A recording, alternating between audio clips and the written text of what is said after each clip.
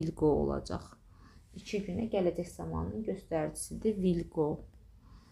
16-cı testə baxırıq. Deməli, neither nor either bilirik ki, özündən sonra gələn isimlə uzlaşır onun xəbəri. Xəbərdə bizdə to aristis cəmdədir deyə A-nı, B-ni yazmırıq. C-də Y-ni yaza bilərik. Neither inkara bərabər deyə inkar yazmırıq. Həm də məntiqlə tapsaq 2 inkar bir təsdiqimiz var. Təbii ki də D variantını seçməliyik. 17-ci testdə də bizdən nə istəyir? Deməli, deyir ki, at 10 o'clock he found again, saat 10-da o yenidən yığdı bizi. Nə deyirdi yığıb? Deməli, had changed, yəni fikrin dəyişdiyini deyirdi. Fikri dəyişmişdi də onun, demək ki, ona görə yığıb deyirdi ki, fikrimi dəyişdirmişəm. 18-ci testə baxırıq. 18-ci testdə yenə bizdən düzgün variant istəyir. Deməli, every year'dir. Müqavilələr də özlərini imzalamır. İndiki bitmiş, indiki məhcul növdədir bu. Have olmaz, been mütləq olmalı idi. Sign təkcə verilməz, will be olmalı idi. Have been signed da zaten every year'in göstəricisi deyil də have been signed. 19-cu testdə to'muz var, modal feildir. Təbii ki, to'suzları çıxırıq. Bir dənə to işlənir. To be able to-nan. 19-cu testdə də dedi. 20-ci testdə xəbərimiz cəmdədir. Both and olacaq. Bilirik ki, bu bağlayıcılarda either or, neither nor, not only but olsa bağlayıcılarının xəbəri sondakı isimlə uzlaşır. 21-ci testdə cümlə tamamlamada düzgün variantımız G-dir. Deməli, kralın 2 dənə şahzadəsi var. Edward və Richard. Deməli, Edward 4-cü kraldır. Sonra 3 gəlir. Kral deyir, dünyasını dəyişir 83-cü ildə. Edward 5-ci kral olur.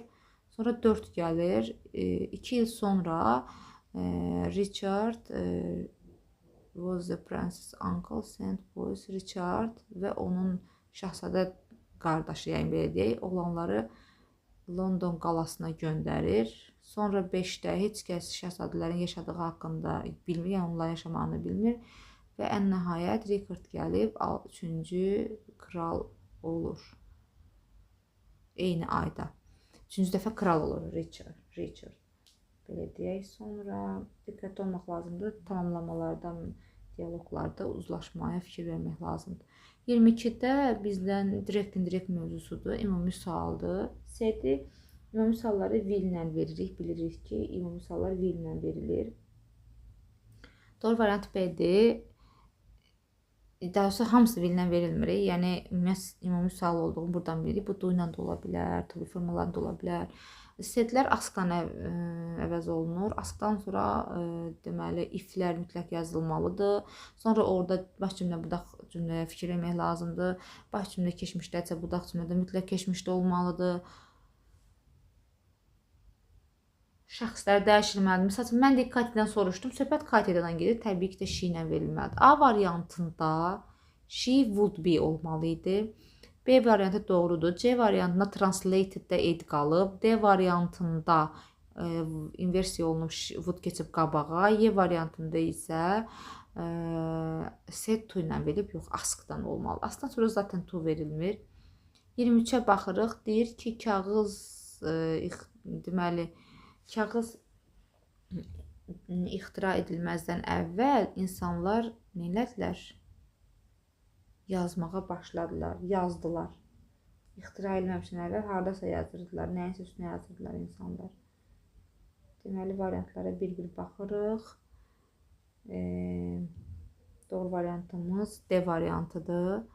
Kağız ixtira edilməzdən əvvəl adamlar öz fikirlərini materiallar üzərində yazırdılar. Belə testləri işləmək üçün diqqətli olmaq lazımdır.